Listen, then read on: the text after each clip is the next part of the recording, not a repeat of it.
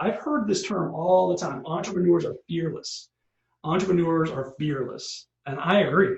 All the entrepreneurs I've met have been fearless in some way. A lot of times they also often risk all their money financially. Sometimes they risk everything they have financially. They're not afraid to fail multiple times. I know everybody on this call is okay and adept at failing. No problem. Fail, fail, fail, fail, fail. And I know many of your stories. And I think that most entrepreneurs I've met are fearless as it relates to failure. And they're bold in their approaches, typically bold in their approaches to marketing, product development, putting it out there and being very, very bold. But, and here's a but on entrepreneurs are fearless, I'm not sure I'm seeing that many Jordans anymore. I'm not sure I'm seeing the entrepreneur that's so committed to courage, especially around their personal story. I'm not sure I'm seeing that as much as I used to in the natural products industry 20 years ago. And there was a lot of them. In fact, I got off the phone with a couple of them this week, some real founders that you know, like Rick Scalzo of Gaia or Drake Sadler of Traditional Medicinals. Some amazing entrepreneurs in our space who were just really bold with what they were doing in their story and really committed to something bigger than themselves. And I'm calling that the SquareSpacification of entrepreneurship.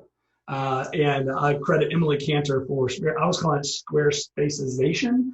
And she said, well, what about SquareSpacification? And it's a lot easier to say, it's still a mouthful. But I'm not sure entrepreneurs are as fearless as they used to be, primarily because of the SquareSpacification of entrepreneurship. And what do I mean by that? Every Squarespace product site you see is rote. It is absolutely the same template you see over and over and over. There's a product shot.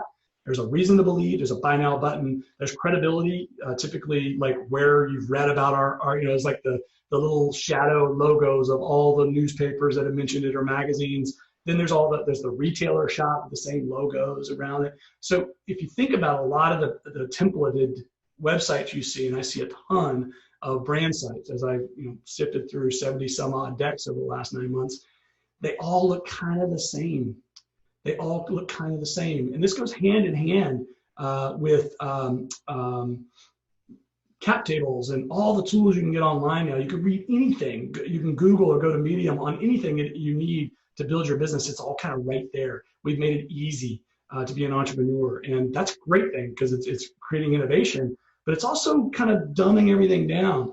The good thing about this is the Squarespacification allows companies like yours to stand out above the rest. Just like Kat's example today and Brandon's example earlier, being able to stand out above the rest is crucial to your survival and the reason I'm here to support you. What's also really frustrating about all these websites that I see is the About Us page is typically buried. And of course, all the titles across the web are all the same. There's always About Us or an Our Story. But a lot of times you have to scroll down a little bit in the About Us or in the story to get to the real reason why the company was founded. Or to get to the real reason behind the entrepreneur. And that frustrates me. I think there's an opportunity to bring that up front.